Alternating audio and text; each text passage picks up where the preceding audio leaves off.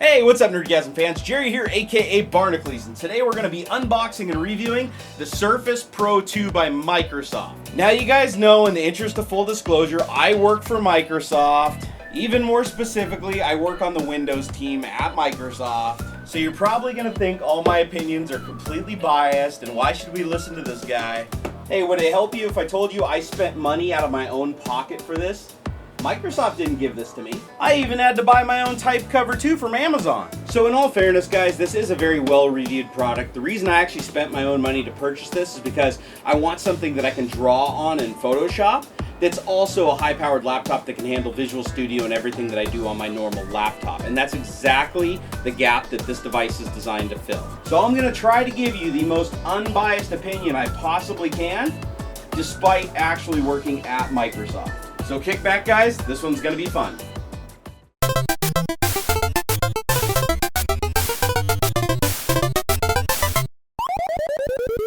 Well, first and foremost, guys, I really do like the box. I thought the box was actually really clever. How it just opens from the side here. You just basically have to tear this one little piece of tape that holds it right there. We'll leave that on the box. And that just slides right out. And then, just so you guys, if it wasn't clear in the intro, this is the 256 gigabyte version, which has 8 gigabytes of memory. So this basically has a Core i5 processor and an Intel Core i5 processor with 256 gigs of storage and 8 gigs of RAM. That's good by any laptop standards. Really neat box. I really appreciate some of the boxing that I see on these products. I really like how elegant it is. It's even got these little tabs so everything lifts out nice. So here you have the Surface Pro 2, covered in nice little cellophane. The first thing I'll tell you is it does have some weight to it. It is a beastly little tablet, and it weighs a bit. If I had to compare it to something, well, I can't really compare it to something, to be honest. I mean, this is the heaviest tablet I've ever picked up. Looks like in here we also have a pen, which is awesome. You got a stylus, which is great. One of the things I really wanted about this was for drawing. Let's go ahead and do that. It says, congratulations, you've earned the best of Skype. All right, so I've got some card here. It looks like get free unlimited world subscription Wi-Fi for 12 months. Okay, so it's got a 12-month subscription to Skype. That's pretty cool. I actually do need that. It looks like we have a 200 gigabyte SkyDrive card. That's really cool. I didn't know I had that. And we got the Surface Pro 2 manual, it looks like, that we open up that just shows it how to dock it with a keyboard, how to put the pen on it for transport, and then we just got a manual here that basically tells you how to avoid epilepsy and not to use it if you're allergic to electronics. Alright, and looks like we have a power brick here, and the power brick's relatively small, and it's got that standard type charger connector that Surfaces have, and the power cable that plugs into it. Looks like a standard little 2-prong cable. Well, I definitely want to keep this box nice because this is one of the prettier boxes that my products have come in. Alright, time to unwrap the main attraction. So you can see here it's actually booting up Surface, and if we look at the Surface from the side, it's actually relatively thin. It's thinner than my keyboard. And compared to the RT, this is my Surface RT that I have, and I'll explain the reason why I got the Surface Pro over the RT.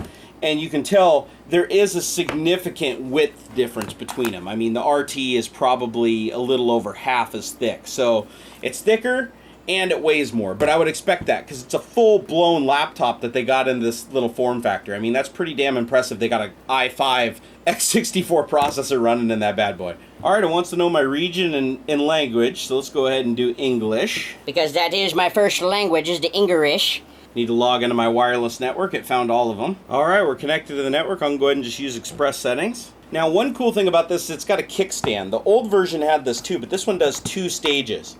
You can see there's 2 distinct clicks. So you can lay it at this angle, or you can lay it at that angle. So depending on, how tall the desk is, whether you're working off of your lap, you can have it like that, or you can have it like that, or you can have it completely flat, which is nice. All right, I've linked it to my Microsoft account, so now you can see if I click on my desktop, I have my desktop wallpaper. So far, everything appears to be really smooth. The pen magnetizes right here onto the side. You can see there's a little port for charging. When you're not charging it, you just attach the pen to that same port.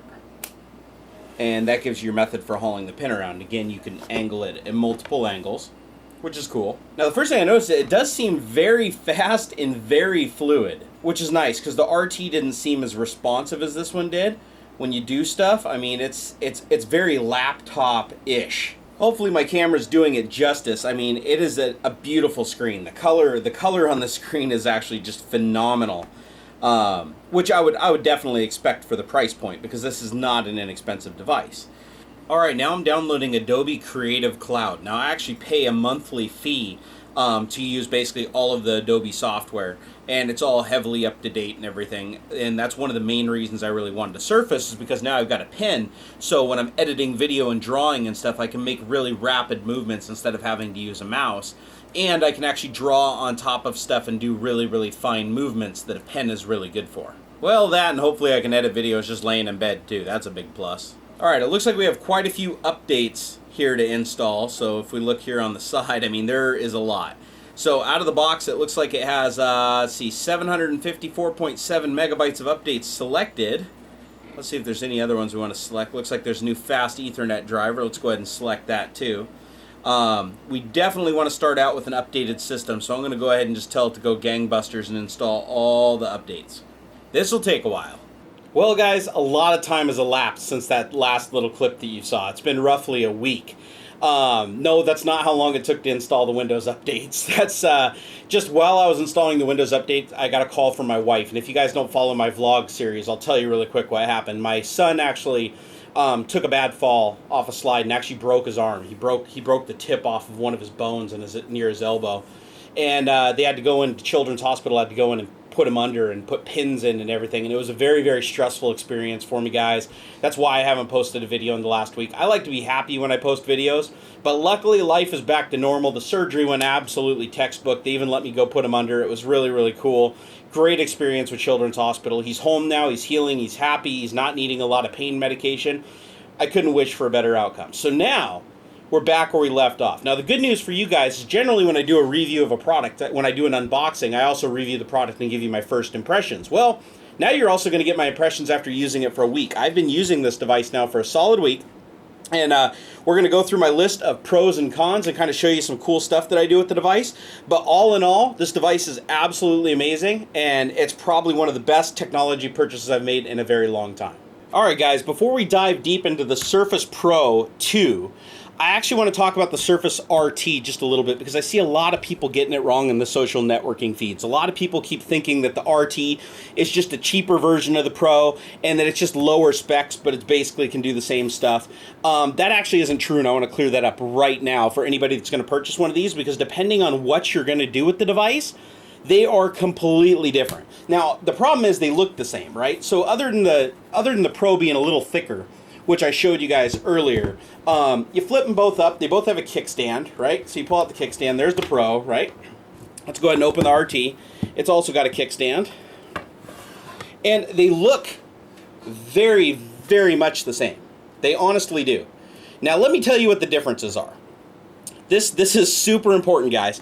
The RT is an ARM device. This has a processor in it that's not dissimilar from like your iPads and your Google Nexus 7s and Android devices. It's an ARM processor.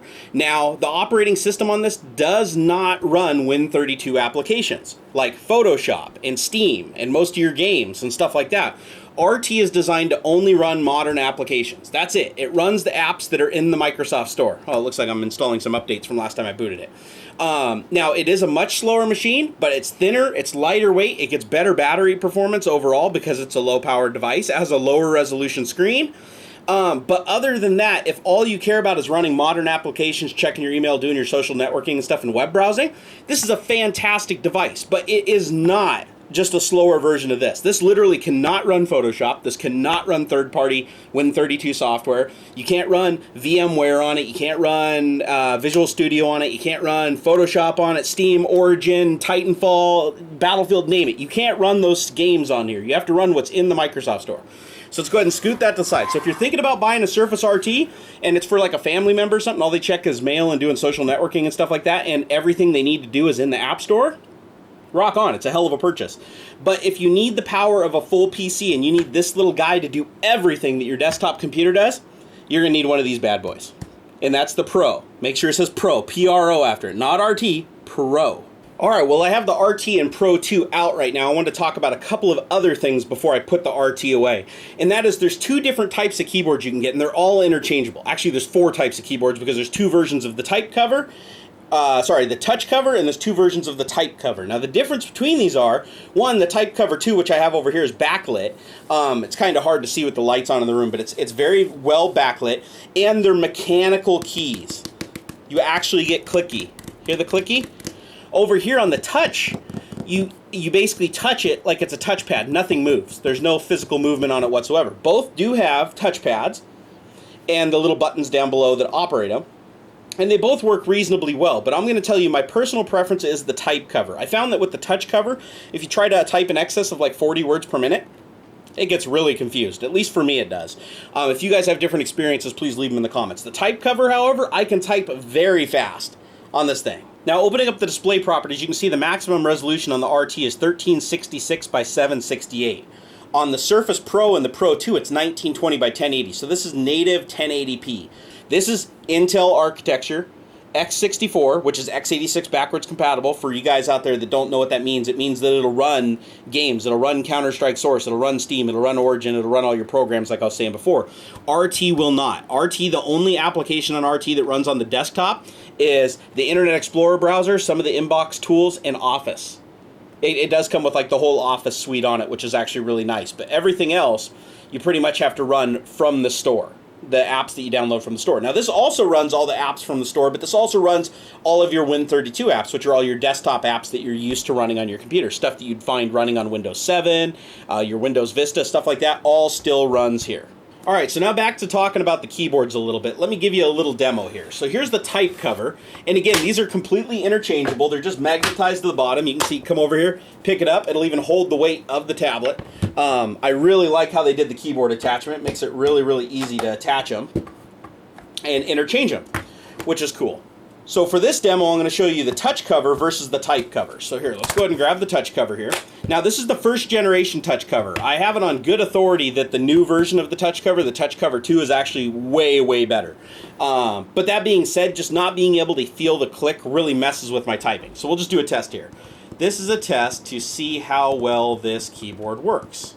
I am going to type something as fast as I can and see how it comes out. Problem is, there's a lot of overlap, you bump keys, stuff like that. It's just really, really hard for me to type really well on it. Now, if you type nice and slow, like, hello, how are you, it works great. This is a test of this keyboard. It works okay, but when you type really fast, this is a test of this keyboard, it feels like it misses a lot of things. Now, if we take that away, and this is the Surface Pro 2, guys. I know it's kind of confusing because they both look alike. So now we'll attach the type cover. Come on. There we go. Okay. So the type cover, let's go ahead and erase everything. So this is a test of the type cover. This is a test. I want to test the type cover. I think this keyboard works a lot better than the touch keyboard. Because I can feel what I am doing. You can see I can type a lot better on the type cover, and it's also still very thin. It's not as thin as the touch cover, but you wouldn't notice. I mean, it's actually very, very thin. It's still all together with the type cover, and this is thinner than the bottom of most laptops, not including the screen, and I think that's just excellent. All right, so now I have my Surface Pro 2 here, sitting here with the keyboard, the type cover. This is actually my optimal configuration of what I like. Now, another cool thing is it comes with a pen. The RT doesn't have a pen, and the pen just secures right on the side where the power port is. Now, I like that, but at the same time, I don't, because I don't like that when you have the power plugged in the unit, you have to have the pen setting somewhere, because they both share the same port. But that's a small complaint, because I would rather do this than have them need to make it larger to basically hold the pen inside of it. So I think that that's actually, an acceptable compromise.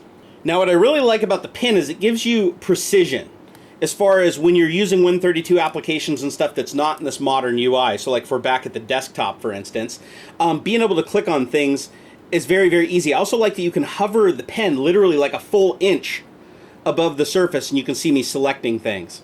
And you can also change to right click, and it has a little circular gesture on it, just by holding down the button that's on the pen, which works really good. And the back of the pen's recognized too, which acts as an eraser in a drawing program.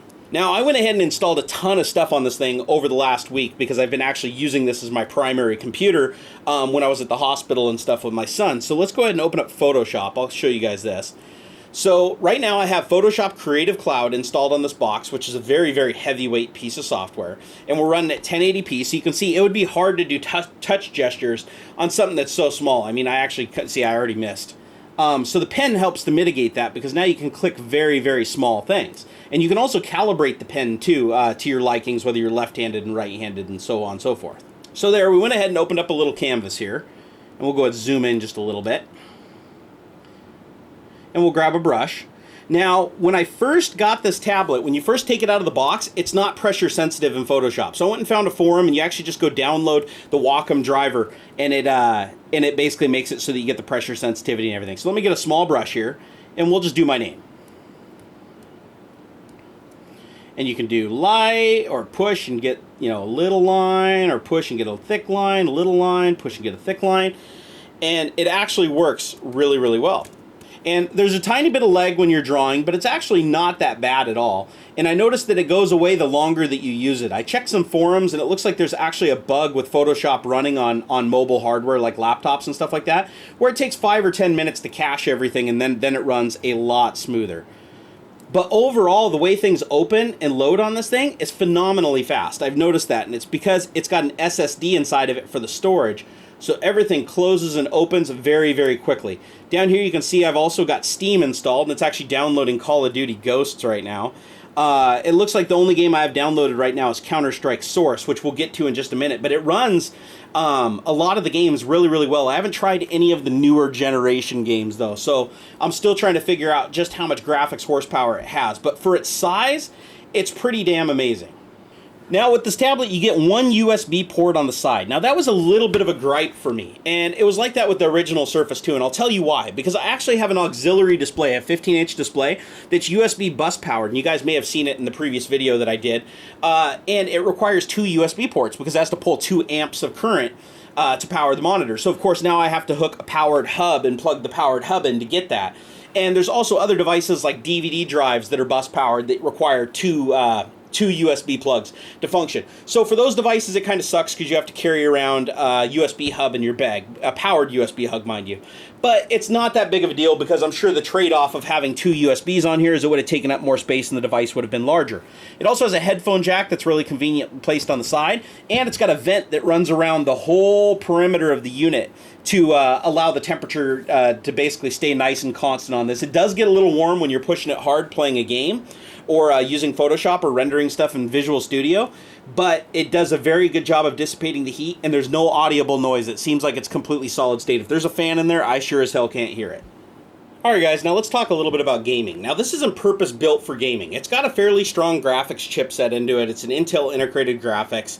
So it's not going to run your latest games at like max detail or anything like that. And let's be honest, it's probably not going to play stuff like Battlefield 4 and Crysis very well. But it does play a lot of games really well, and one of the games that I played was Counter-Strike Source. Now, I realize that's kind of a dated game, but still, at 1080p high graphics, it's nice to see a device like this able to run it flawlessly. And even better yet, I have an Xbox 360 controller right here that you just plug right in, and it's already got inbox drivers for. Now, the cool thing is the RT also has drivers for this, but the neat thing about the Pro is that you don't have to use an Xbox controller. You can use Logitech controllers. You can use any controller that works under Windows 8 on any computer you can use on this also. So let's go ahead and open up Steam. So I already got people messaging me. And let's say we want to play Counter-Strike Source. Let's go ahead and play that. I'm going to go ahead and turn up the volume. The speakers on it are a huge improvement over the RT. The RT speakers were so quiet you could barely hear them. It's still not blazing loud, but it's definitely loud enough for anything that you're going to want to do. So let's go ahead and check out our options. So under options, if we go under video, here I'm going to use the pen just so you guys can see a little bit better. If we go under video, we're running at 1920 1080, screen mode full screen 16:9. We're going to go to advanced. Everything's on high. Let's see, shadow details on medium, that's as high as it goes. Anti-aliasing, let's turn on, it doesn't even matter on a screen this size. We'll turn on 2x anti-aliasing. Alright, let's go find a server.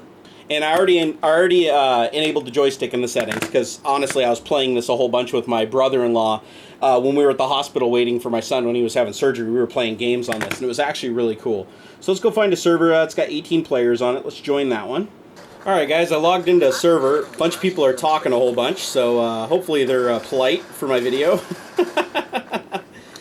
So I'm just waiting for the game to end so I can start playing. I have my Xbox controller set up. It automatically selects as player one and everything just works as you'd expect it to. Now as you can see, Counter-Strike runs remarkably well even on high graphics. Now I realize it's an older game, but it's still cool to see a tablet. You know, something that's really thin that you can easily slide into your bag. I mean, this is a lot lighter and a lot thinner than most laptops. And it runs just butter smooth. I'd like to try some more games, but I just haven't had time to download any new ones. Like right now I'm downloading Call of Duty Ghosts.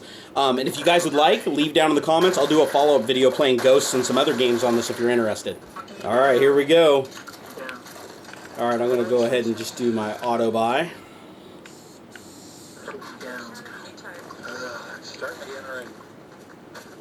I'm going to follow this guy.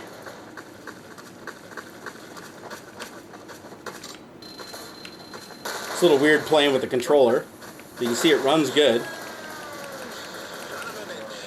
Ah, that's my guy. Reload. Reload! There we go. Here we go. Get him. Ah, damn it. I got shot.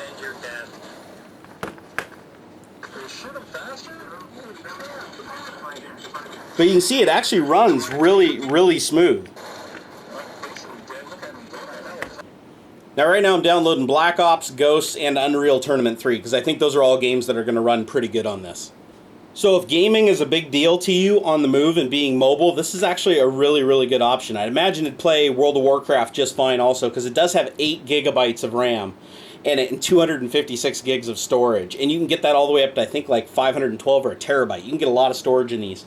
But this was the price point I was looking for. So let's go ahead and show you some of the other stuff here. You notice when it sees the pen, you get a little dot, and when you put your finger on it, you get like this little round selective mouse cursor thing. So it does know the difference between the pen and your finger, and it does in Photoshop also. Because if you're in Photoshop and you grab a pen, for instance, and you just start drawing, so you start doing this, you get nothing. It knows the pen from your finger, and you can also do erasing. You can see here it's pressure sensitive erasing, which is really, really cool. And you can see it's actually a lot less leggy now than it was. Grab a different color.